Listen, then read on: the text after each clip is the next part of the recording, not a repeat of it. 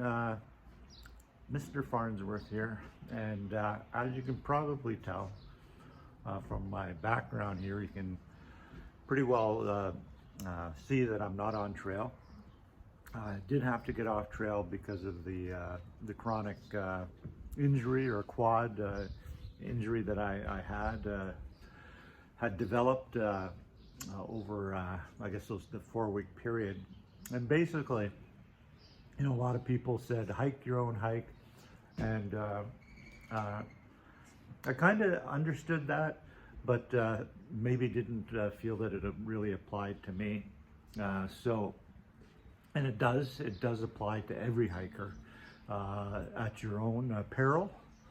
If you don't hike your own hike, you're going to get off trail whether you like it or not from injury. So had the quad injury, was able to get off trail due to Dr. Freeze, aka Kelly, from Florida.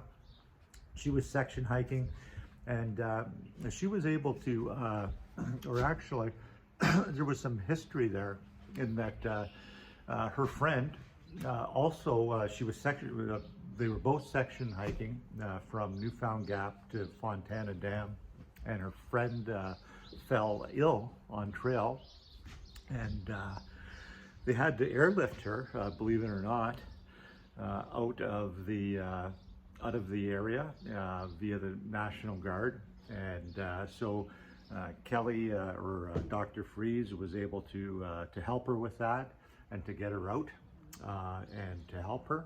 And so she came southbound, and she met my friends Dave and Fourpack and people I had met like 5 a.m. and Sparkles the nurse, who had examined me briefly at the Fontana Village Inn. And so she had known about me, Dr. Freezing, even before she had met me. So it was kind of cool when she did come in to the Molly's Ridge, and she did offer to drive me to Atlanta to be able to get here to Southern Ontario, where I am now. So maybe it would have been nice to have been able to take an Air National Guard cage lowered down to Molly's Ridge and to be able to get out that way. But I don't think I was in that dire a strait at that point. I was able to wrap my quad with a compression bandage and use Leukotape over that, and was able to get out no problem, which you know, I felt at that point I had been at Molly's Ridge for about a day and a half convalescing, and by the time I got down, you know, I wasn't feeling a lot of pain, and I thought, geez, maybe I should go back up, you know, and you know, just do that. But you know, I felt that it was in my best interest to leave the trail and to just see a doctor and convalesce just a little more, because I had already done that, you know, in the Knock and Stokoe Gap and Fontana, where I had convalesced, and it came right back, right? So I made the decision to get off trail. I regret it. I'm disappointed, you know, just like a lot of you are probably disappointed that I got off, you know, but I'm sure, you know, if for all those people that have been on the Appalachian Trail, they know how tough it is. And it is tough. Like, I have never prayed so much in my life to be able to get to the top of a hill or a mountain. It's just takes you to your edge. It literally takes you to your edge. And I was able to come back, and it was like, you know, you would look at the top of that mountain. I can't do it. I can't do it.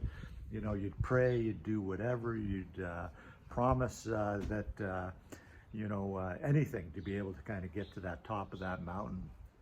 And before you knew it, you were at the top of the mountain and you were looking down, and it was like, how the hell did I get here? You know, it was, so it was kind of amazing that way, and it is tough. And I know like people like Screwball and Camper and Manitoba Adventures, you know, who was out there as well.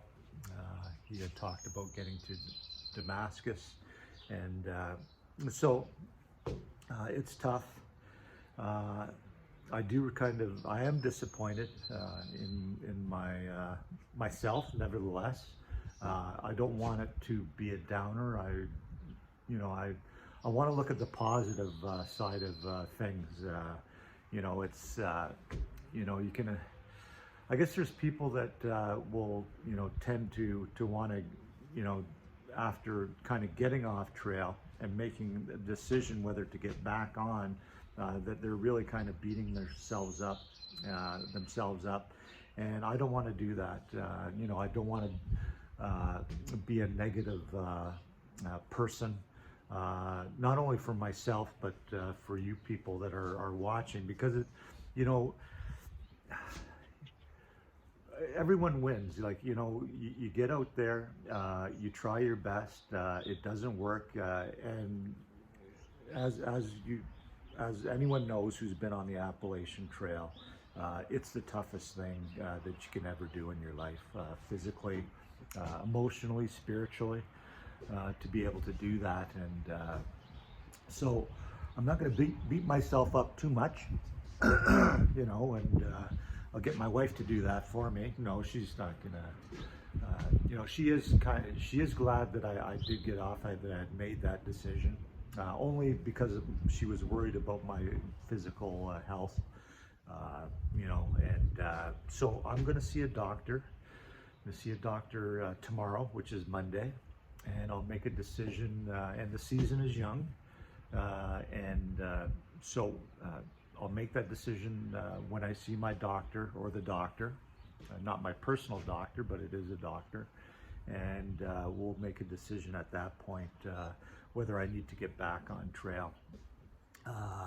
I missed the trail already, you know, when I came down the 10-mile stretch into Fontana. I did, you know, already had regrets. I wanted to, you know, stay and go back up and all of that, but I thought this was the best decision at this point. And again, you know, not you know, making any excuses. My wife is also seeing a doctor. She's not well, so we're both going to see the doctor at this point. And so it was kind of a good, more of a reason to come out here to Southern Ontario, where I'm staying with my in-laws, and to see them, to see my wife. Okay, so yeah, so that's about it. I'm looking positively about this. I know there was some criticism about why I was kind of zeroing all the time, but it really was to be able to convalesce. You know, I'm not a spa guy. You know, I didn't want a vacation with you know, a Mai Tai and an umbrella in my drink and stuff like that.